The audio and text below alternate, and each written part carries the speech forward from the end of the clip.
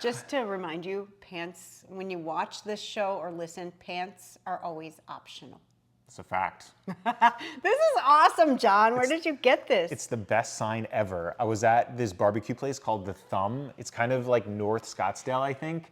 It is a car wash, a gas station, and a barbecue restaurant all in one. And they have this huge retail section full of crazy shit. And this, when I saw it, Cynthia looked at me as I was looking at it. She's like, "You're gonna get that, aren't you?" And I was like, "Yes." It's like a wet floor sign if you happen to be listening. But it's small. It's only maybe 12 inches.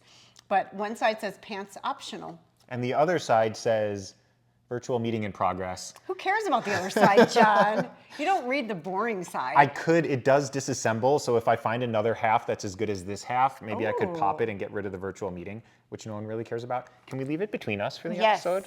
Let's I love do it it. that much. Give it Pants some optional. airtime. Yes. I don't have pants on. Yeah, no one would know. Whoa, you don't. How did I miss that? Because I'm wearing a dress. It's just like news anchors. Have you seen any of those spoofs where the news anchors come out from behind the desk? And Oh my gosh. That was totally me today. I had a Zoom outfit on. I had like terrible tiny black shorts on and then a pink blouse. And it was very appropriate for Zoom. But then I had a client and we ended up doing processes where we got to stand up. I'm like, all right, well, here's the real me. Here's authenticity at its finest. Here you go. And it's, of course, recorded. Yes. For only her to see. But nonetheless, it is recorded. I love that. It's So actually, what is lighting you up today, John? so what's lighting me up?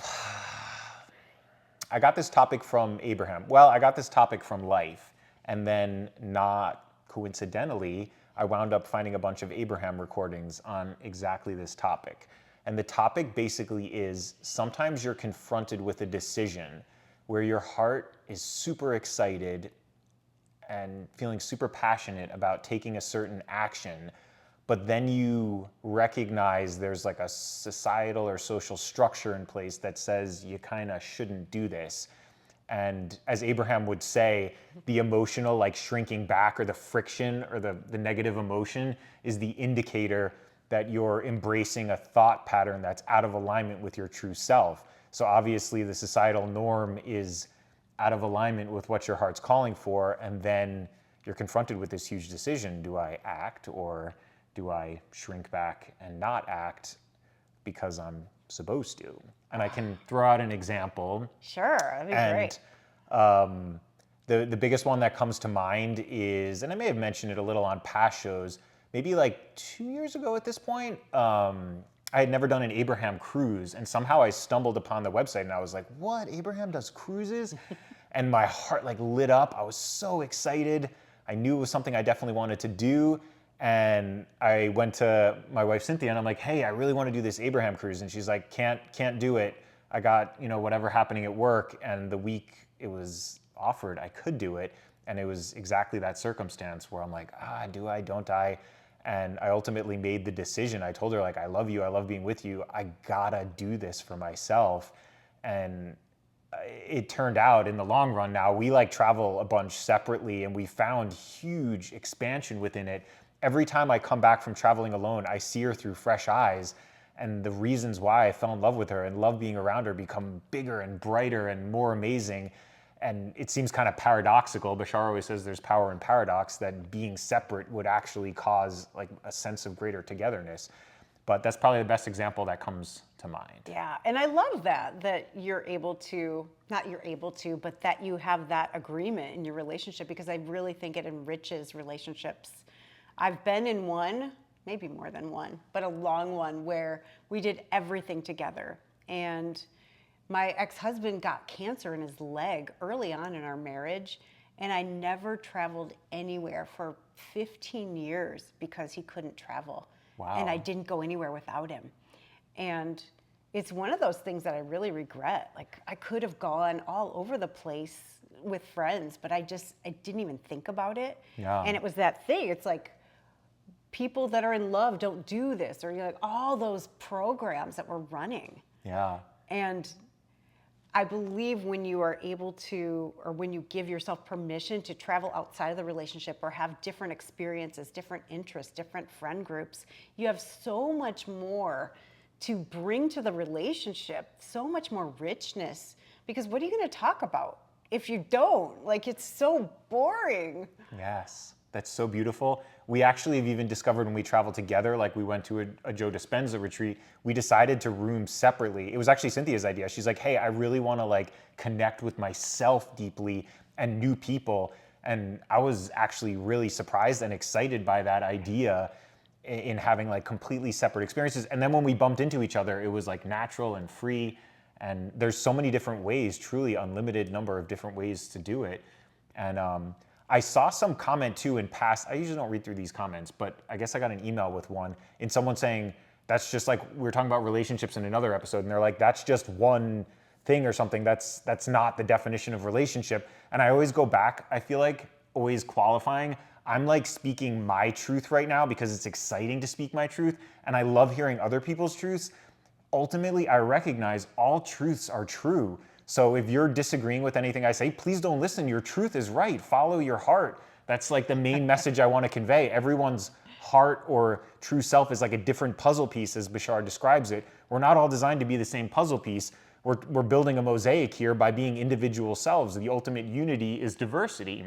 So I always love qualifying that idea that I'm just speaking my truth, and if it doesn't resonate, drop it. But I love hearing that. yours. I love that. And you're giving people to not listen, permission to not listen because they disagree. And I believe that is a way to stay stuck and small and closed-minded and creating the same experiences over and over. You don't have to agree, but we all have this guardian of the mind where we're filtering, deleting, distorting all information coming in. Like, do I agree with this? Is this like anything I've heard before? And we filter out things that could expand our consciousness and give us such a richer experience of life. You don't have to agree. What I would invite you to do is just say maybe, what if? What if I looked at it this way just for 20 minutes? What could open up for me? And maybe you find something totally new, something that lights you the fuck up that you never would have found if you didn't hear that one thing. And sure, if you disagree, great. Let us know. Let us know your perspective because we're open to it. We love hearing all the perspectives. And then, like John said, like take it on, try it like a scientist. Why not? Let's see what happens if. And if you don't like it, then go back to the way things were before. Like no harm, no foul. Beautifully said. It's jogging my memory to Michael Singer. I feel like there's different like spiritual perspectives. Obviously there's infinite. Like Michael Singer, as I best understand him, comes from the approach of being like, what is a preference and why do I even have the preference? Versus Abraham and Bashar take more of a perspective that the game of physical reality is identifying your preferences and then realizing I'm the creator of my own reality and I can live out those preferences. And I see great peace in both. If you can dissociate from preference and desire and just be in an ultimate state of peace, that sounds fucking amazing. And then realizing your desires and actually living them, that sounds pretty fucking amazing too. I don't know which is right or which is wrong. I guess the ultimate truth then is it's for you to decide which angle you want to go, and there's a million more to go. But I love sitting with that idea of being like, I have a strong preference for this. And then realizing, wait, the emotional agitation, according to Abraham, my emotions are indicating the way I'm like choosing to see this is out of alignment with my true self. The emotional guidance system always seems to like cut through the clearest path for me. Yeah. And of course I want to say, what creates the peace and the neutrality? Your preference for it. I mean, it's all the same. It's all the same. Like whatever we're creating, we have a preference, whether it's conscious or unconscious. Most of it's unconscious, right? That's cool. Wait, you have a preference for no preference? Holy fuck. Wait, that might be huge. It is. That's like that idea of ending desire, which is like, if I'm understanding a lot of Eastern philosophies right, it's like you end desire, but then your desire is to end desire. You just found like a huge paradox. That's cool. You love that, don't you? I fucking love that. Well, it's all intention. And if my intention is to live a life of neutrality, then that is my preference. And that's what I'm going to create. Yeah. Huh. I'm going to sit with this. Yes. Yes. Anywho, when we were tossing out that we were going to discuss this topic, you mentioned a book going back to our original topic, and I'd love to hear about it. Oh, it's so good. It's actually Napoleon Hill who wrote Think and Grow Rich. Yes. And this book was so controversial that his wife would not let him publish it while she was alive. And I believe he died before her. And then his kids wouldn't let him because it's poking holes in the church and in the school system, in the government. And it is fascinating. It was written in the early 1900s. And he's talking about, he has an interview with what he calls the devil. It's called Outwitting the Devil. I forgot to mention the title. I was holding that back. Outwitting the I'm always Devil. such a tease. You are. But he gets to have an interview with this energy he calls the devil. And because he has reached this point where he is a free thinker, that is how he gets this interview. And somehow the devil has to tell him everything. And it's so fascinating. So the devil says, I am not a person. I am the negative part of every atom. I am the negative of everything.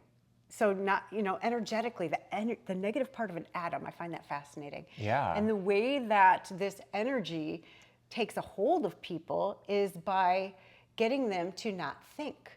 How does it do that? Well, lots of ways, but the first one just blows my mind. Cigarettes. Way back in the early 1900s, it numbs the faculties, so people don't think, they're just numb to it and just accepting whatever. And then there is through strong political leaders, infiltrates them and gets them to kind of think for the masses. Another way is overeating. Anything that numbs people out, alcohol, it's fascinating. But he says only 2% of the population actually thinks for themselves, which is basically back to what we were talking about. Yes. Like doing what is expected of you. That's allowing someone else to think for you. Yeah, well said. Wow. So it's super fascinating. And I don't know, it talks about the educational system, getting kids to memorize things that they may or may not ever use, but not teaching them how to think. Yeah. What's interesting and maybe coming to mind, Bashar's overall biggest truth that shockwaves my whole body and system is the idea that we're not we're not souls within bodies. We are literally a soul that has a body contained within it, because all that is, or God contains all that is, everything has to be a piece of it, created by it, a part of it. He basically suggests that everything that's occurring is just a play within our own consciousness. So within that structure of an idea, sometimes maybe certain government or schooling or something, it almost represents a pattern, a thought pattern of something always being the way it is. And any pattern is going to be a limitation, right? Someone will be back in, I forget what year it was, before someone ran a 4-minute mile, doctors were like, it's impossible to run a 4-minute mile. Your heart would explode. That can't be done. And it's just the pattern of thinking. It's never been seen before, so it's assumed based on all the data present, it can't be done. And the question maybe within the overall idea of this just being a play within my own consciousness or your own consciousness is, are you going to see the reoccurring patterns and choose to believe in them, or are you going to stop? And I love Dr. Joe Dispenza's idea. Someone gives you the gift of believing in possibility. Someone does something which makes you go, shit, that's possible, or that might be possible. Maybe some type of heavy hunk of metal could fly. Maybe someone could run that fast. Maybe the earth is not flat. All these ideas that were accepted until someone went beyond the pattern, and there's some type of momentum going. And Abraham talks about momentum. So the pattern has momentum. And then the decision is, am I going to be brave and follow my heart to break the pattern of what's always been done? Or am I simply going to fall in line? And it's not school or government is inherently bad. It's just a symbol of patterning that we see in our consciousness. Yeah. And that idea, do I fall in line or do I follow my heart? Well, think about it too. We have this moralistic thinking, if we don't please our parents, our food bringers, we inherently know we're going to die. And then we introduce these concepts like God, who's watching you always, or Santa Claus. He sees you when you're sleeping. He knows when you're awake. So if you have the religious and the Santa Claus, like you better not masturbate. Oh my gosh, right? Yes. So all these things get installed in us like remote controls.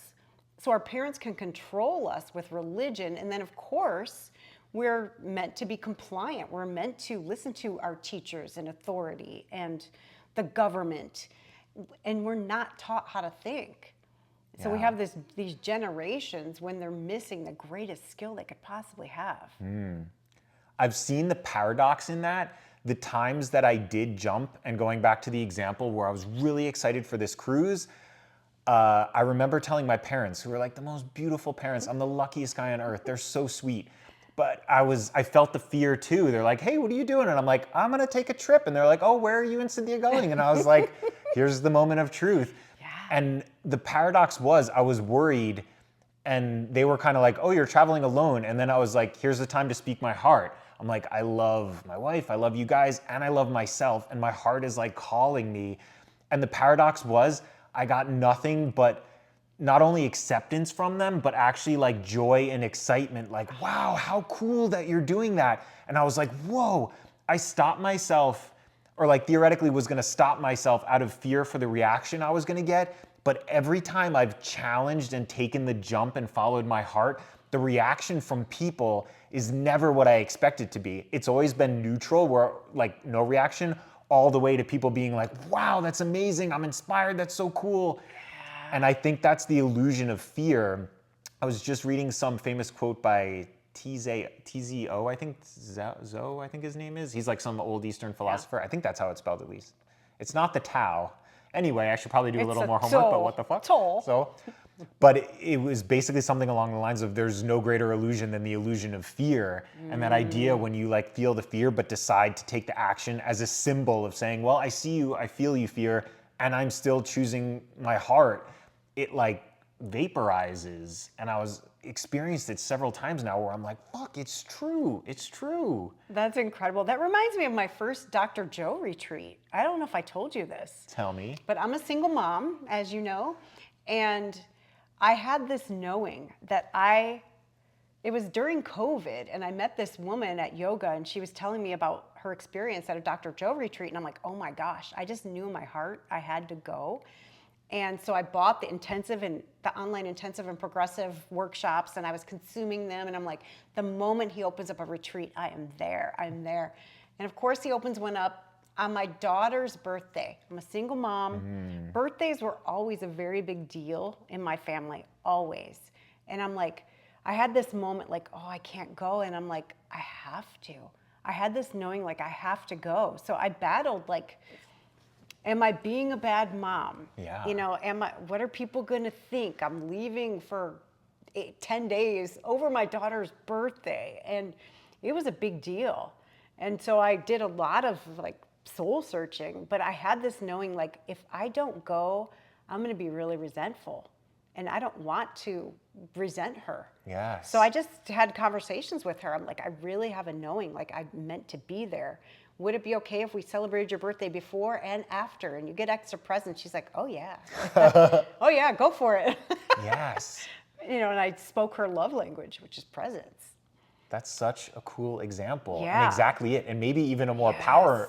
powerful example, like the societal norm Oh of my birthday and children gosh. and all of that. I know. And that's so cool. And I love your honesty. One of my best buddies, Damien, who I met on a Abraham Hicks cruise, he uses this term, and I don't know if he got it from somewhere or what, but whenever we like talk about what I'm doing, he's always like, damn man, you got clean honesty. He's like, you're always honest in speaking with people about what you're doing and why you're doing it. And it creates like a cleanliness in your life where if there's no lies with anyone, everyone knows exactly what my truth is and what I'm doing. They can choose to love me or hate me, but either way, it's clean.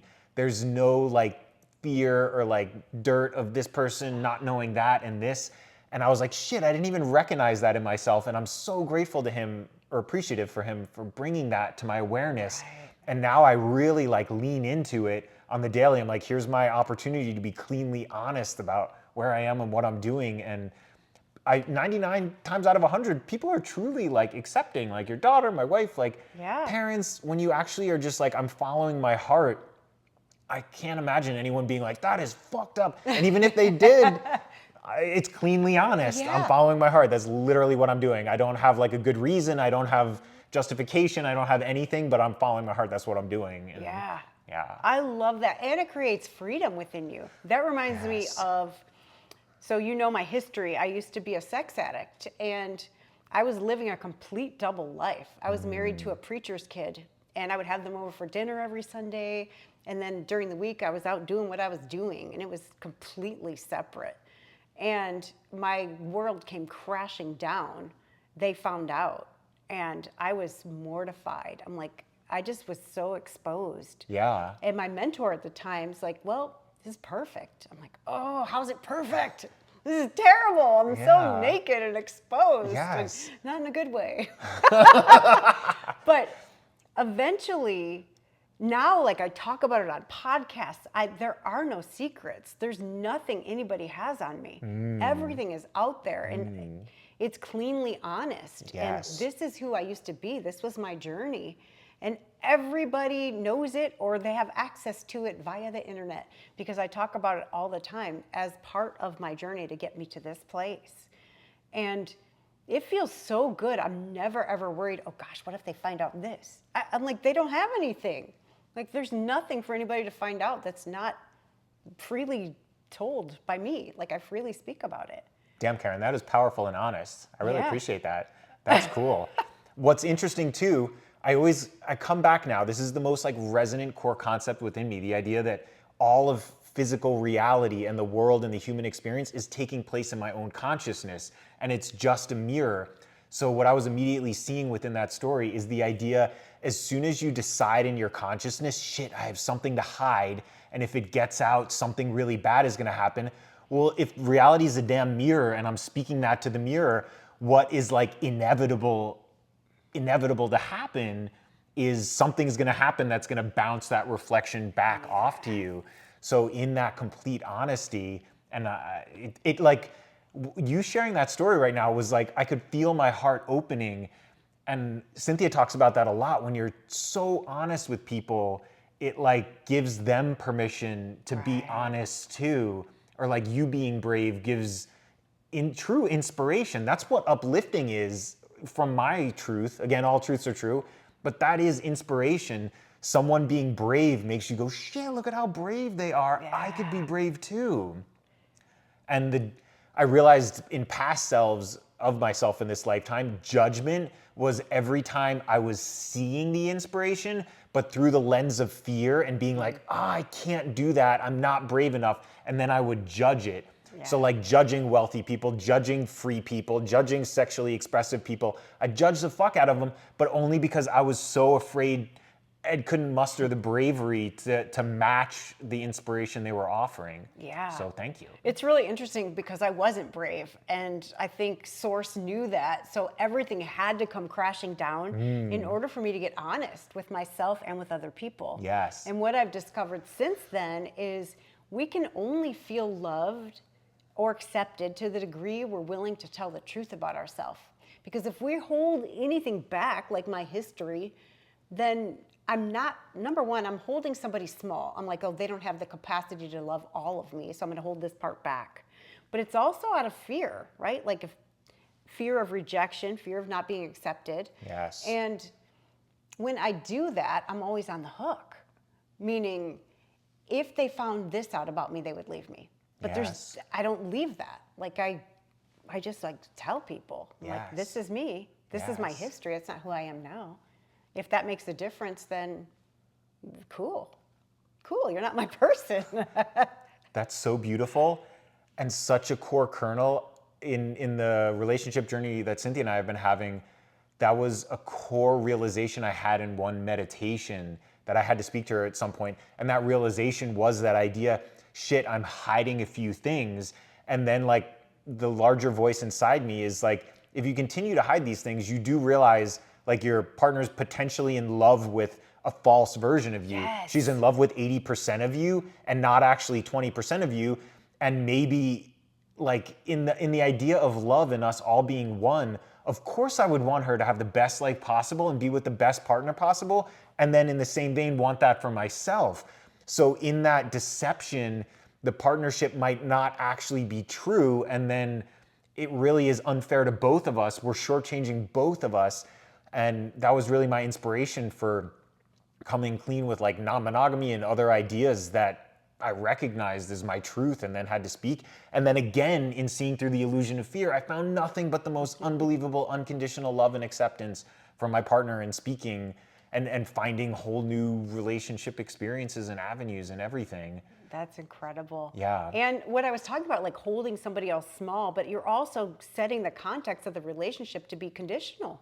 Like, Yes. I'm only going to give you my best self in quotes, and you better only give me your best self, because there's no room for that other 20%, the parts that hide in the shadows. And it gives them so much power.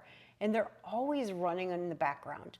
It's like a computer with like 1,000 programs running, and it sucks energy that you could be using to create joy and bliss and whatever you want. Yes, that's so beautiful. Bashar always says the best gift you can give to a partner or anyone you're in a relationship with is your true self, for that exact reason, or all those exact reasons. And I see it so clearly now. There's so many people on this earth too. You realize if I'm lying and then got matched up with a person who matches with the lie, like that's where verses, I think there's a verse in the Bible, like your lie becomes your truth. Yes. And all of a sudden that makes sense. Shit, I'm living a lie, and now I'm literally living the lie. Like everything around me and everyone I'm involved with is engaged or reflecting that degree of lies. So And I love that you, as a man especially, admit that omission is a lie, because it is. When you're holding back any part of yourself, you're lying. And again, it only hurts you. Well, it hurts everybody. But you cannot feel loved all the way. You feel conditionally loved because you're only showing people the shiny, pretty parts. And by you exposing the parts that you're afraid to expose, you give the other person permission. And that is the most beautiful gift you can give anybody. yeah, that's beautiful. I'm seeing the paradox right now. The paradox is the 20% some part of you wants to hide actually is the shiny, pretty part. Yes. It's the part you're denying in yourself. And when you make it okay with yourself that this is my truth and speak it, it then truly, that's the definition of inspiration. It inspires someone else to do the same if they feel resonant. Again, all truths are true. This might not be true for you. It's so true for me. And it's the upliftment. And I'm getting the emotional feedback right now and through our whole conversation. It just feels so fucking good right now and so expansive. And I know I'm speaking my truth, and it's a joy. Yeah, it's really interesting. I remember I used to go to these meetings, and that we were encouraged to tell the truth about ourselves. And I'm like, what the hell does that mean? Like, so I would tell like these surface truths, and people are like, okay, what are you really afraid of telling us? I'm like, oh my gosh, really? And it was around the time that I got caught like in my addiction. And I'm like, oh my gosh. I'm like, okay, well, all right. It was a group of women. I'm like, okay. I looked down at the floor and I was terrified. I've never been so scared in all my life, because I was one of those people, like, I put on the happy face. I was such an actress. So surface. I had no idea who I was, but I really wanted to be liked. I knew that. And I remember like, okay, well, I don't have to come back. And I remember, because I have a kind of a chaotic, violent background, looking like, okay, where's the door? If they attack me physically. Whoa. No kidding. Yeah. I'm not kidding. My nervous system was ready. I'm Yes. like, okay, I can get out that way. So I like kind of maybe grab my purse in my hand just in case. I'm not kidding. I look down at the floor and I'm waiting for like the energetic daggers, right? And I'm like, I sleep with married men. And I'm looking at the floor and I'm just waiting for something. I didn't feel anything, no energetic dagger. So I look up and everyone's looking at me because I was speaking. I was paused, but I was speaking. And I didn't see one person hate me. I saw no hate in their eyes, no judgment. I'm like, what is this? And then after that, one by one, these women started opening up. And one's like, I had an affair and I've never told anybody. And it just opened it up for everyone. And I was terrified. I was so terrified. But then I Yeah. saw, wow, there are people that have the capacity to love me, even though I don't think that part of me is lovable. Because I was married and Yeah. sleeping with married men. Yeah. And it could have been their husbands for all they knew. I mean, it could have been. Yeah. So it was terrifying. I got to take this back to the mirror analogy of reality being a mirror. As soon as you split yourself open and you say, I accept this part of me, I feel the fear, but I'm still going to speak it anyway and be naked in front of the mirror, it could only give you acceptance back. You were accepting yourself by speaking it, even though fear was present. You were symbolically taking the action.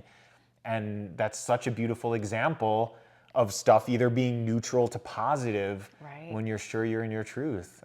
And it feels so good. It was the most liberating thing I've ever experienced because I was so used to hiding and, like I said, compartmentalizing that part of my life. Yes. And to be able to share it and not be met with like judgment or ridicule, I mean, only love and acceptance was the last thing I expected, but it was such a beautiful experience. And then from there, I developed the capacity to love anyone, Yeah. literally anyone, no matter what they had done. And what a gift to give to people. Like, and because I came from where I came from, and I consider what I was doing to be like really, really bad.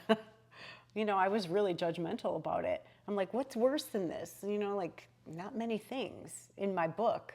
So I was able to extend that love that I felt to other people, and I'm still able to. I still consider it to be one of my greatest gifts. Yeah. To be like loving and accepting. I feel like you're very much that way, Yeah. especially at like our meditation meetups and stuff where I see you with other people. Yeah. I see you make like an intentional effort. You like decide, I'm going to be my best self, like my most open, loving self and embracing self towards like everyone who comes. That's why I love calling you Mayor Karen. Not to get into politics, but like the mayor seems to always like know everyone. They're like happy.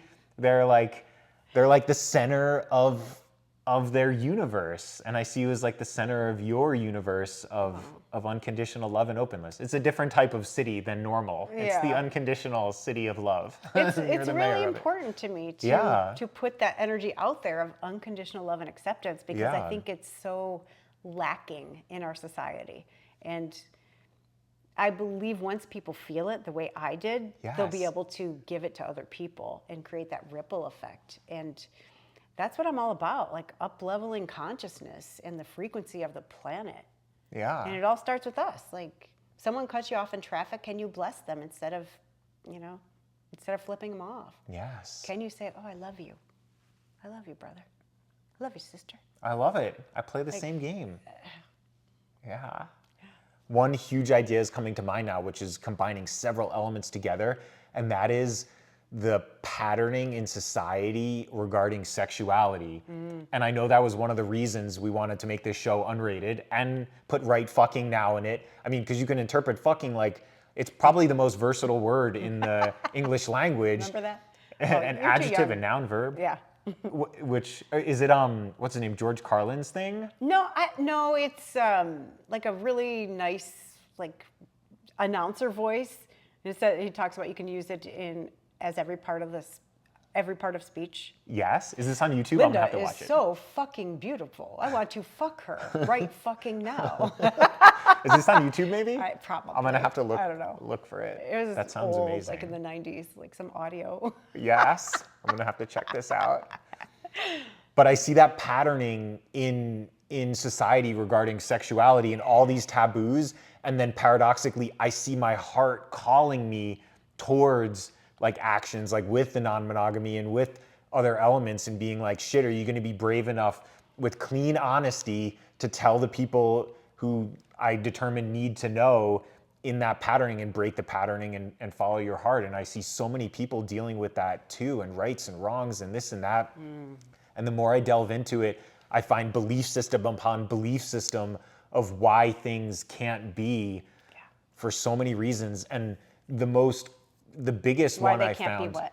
or why they can't be free, I guess, like Oh. sexually free, almost like the hippie movement. Like, why can't, if you know your heart is calling you towards a physical action with someone else, all the reasons why you wouldn't take it From like the idea of like disease spreading to the idea of love being like a limited commodity that someone else has, to the idea when I did my QHHT session, and it stands for, because I looked it up, quantum hypnosis, HHT. All right, it's quantum healing hypnosis technique, which Oh, is cool. Dolores Cannon's method. And I wound up like channeling my own inner being. And it was telling me like I held a belief system that love was siloed. It kept saying, you see love as silos, where almost like a farm, like you have these towers and they can't touch and they can't be in each other's presence. And it was telling me like, start following your heart and letting like the different silos that love flows through you to like meet and like conflict with each other, and just like let shit explode and know that in the chaos you're choosing a new reality, since all realities are here and now and exist for me to pick for, with the bravery, and like see what happens. But these are all just my belief systems. I'm sure there's a million more out there, but there's so many out there regarding it. Just, it's like such a fearful thing to people even bring up and talk, let alone tell like these deep truths about things you've done, when almost everyone's done them, and those people who haven't are wondering, are like regretting that they haven't, while those people who have are regretting that they did. Like, it's funny because everyone's like this jumbled mess, and the heart can easily sort it out if you just trust your heart and follow it, is my truth. Yeah. I think we get to do a whole episode on sex, like sexual, like mores and customs and beliefs, and the way that people really hold themselves back. Yeah. Back from receiving pleasure or letting themselves go. So we'll do that for you guys soon. Yeah. All right. That sounds like a juicy new episode. When? I don't know. Not right fucking now. Yeah, I was about right to say. fucking soon. Right fucking soon. That's perfect. There's our segue. There it is. You good? Yeah, I'm feeling juiced. Oh, this is good. How juicy was it? Tell us. I feel so good. One of my last thought, one of the other people I love, who's maybe lesser known, his name is Francis Lucille, and he has stuff on YouTube. I went to one of his retreats. The best damn question at the retreat I heard someone ask when we were at dinner. Someone who was there asked, Francis, like, what do you consider yourself doing at these retreats? Like, what are you trying to get across, or what's your mission? I loved his answer. He goes, I kind of see myself as like a bird sitting on a wire, and I'm just singing my song. And if people want to listen to my song, they do. And if they don't, they don't. But I'm just happy singing my song. And I feel like these episodes that we do, for me at least, is just like that. I get so much bliss out of just singing my song with you. Like, if other people vibe with it, that's awesome and I love it. But truly, it's just that, like, symbolically speaking my truth and finding my truth. And the only like real intention I'd have if other people listen is that they take it as an inspiration to find and speak their own truth, even if my truths are completely 180 degrees opposite of theirs. Yes. Just take the idea, sing your truth with no regard. I think that's fucking awesome. So I feel really good right now. Yeah. Yes. And hopefully we've inspired you to share your truth, at least with somebody. And I'm going to put some caveats around it. So I'm talking about sharing your truth. What I don't want you to do is to vomit on someone. If you have something like I did, that might be heavy for somebody, please ask them if they have capacity to hear it first. Just ask them, hey, I really want to share something with you. Do you have capacity right now? And I love that word because it's not personal. It's, do they have capacity? Maybe, their dog died and their spouse is, whatever, cheating on them. Who knows? You don't know what they have going on, so ask. And then share some of it. Allow it to be a dialogue. And you don't have to share it all at once. You'll have another opportunity, I promise. So, but share it with somebody. Share something with somebody that you're afraid of people finding out. Because once you do, it becomes almost addictive. You're like, okay, am I holding anything back? Am I afraid of sharing something with someone? You're like, okay, what is it? Oh, there it is. But because all you have to do is ask and you'll find it. And then find somebody, like drop into your heart. Like, who could I share this with? And just share it with that one person. And just wait to see what happens. Life opens up. And the freedom you feel and the acceptance and the love, it's like nothing else. It is kind of like a drug. Yeah. Well, it's addicting because your emotional guidance system is saying you're fucking expanding right now. Yes. You can feel how good it feels when you know your truth and you step up and speak it. like that, the emotional feedback from your inner being, your point of attraction is saying, yes, yes, gimme, gimme, gimme more. Like, you're blowing yourself up. Yeah, and you know you're on the right track when your Yes. emotions are telling you. They feel good and expansive and juicy. So if you're in any type of contraction, like John said, like you're believing a lie or you're moving away from your true self, away from your true nature. So use your emotions to tell, like, am I on the right track? Yeah, that's beautiful. And I love that idea of asking someone else if they have capacity to hear. And one of the greatest gifts I gave myself in terms of maintaining an emotional point of attraction that's on the preferred scale is sometimes I do start speaking a truth and I feel immediate friction and I go, cool. Like, what the most important thing for me is to feel good. So I'll be like, you know what, we don't need to have this conversation now or at all if you're not interested. And like letting people off the hook. No one needs to know my perspective. I'm excited to sing it sometimes, but if there's friction coming back, that's fine. Like I can drop it because it's the easiest way to maintain my point of attraction and my good emotions. I used to be like, no, they have to know. Like no one really has to know anything except for me knowing me. Right. So oh, that's beautiful. Yeah. Yeah, and then again, you're not like vomiting it on somebody Right. who's not willing. Yes. Because it's like a form of, I call it like rape. Like I've been assaulted by people verbally by like, they vomit on me and I'm like, oh, I'm hit. I'm covered in your vomit. Like, please get it off me. I was not open for that. Yeah. So just, don't be that person. Yeah, beautiful. Like they Yes. said in the 90s, you got to get that dirt off your shoulder. Remember that or no? Was that just me? I don't remember that, but I like that. Let's do it at the same time. I think it's a Jay-Z song. Can we lean in? We'll lean in with our Pants Off song. This will be our cover, Getting the Dirt Off Our Shoulder. That is perfect. We always need a cover shot. If do. you don't know what we're doing at the end of episodes where we're quiet or doing something silly, that would be it. Oh, yes, John. Always this a was pleasure, so Karen. expansive. Yes, delicious. I love this so much. Me too. I'm so grateful for you. Love you, Karen. I love you, John. Peace out. Peace. Love you, audience. Thank Mwah. you. Thanks for listening and watching. Bye.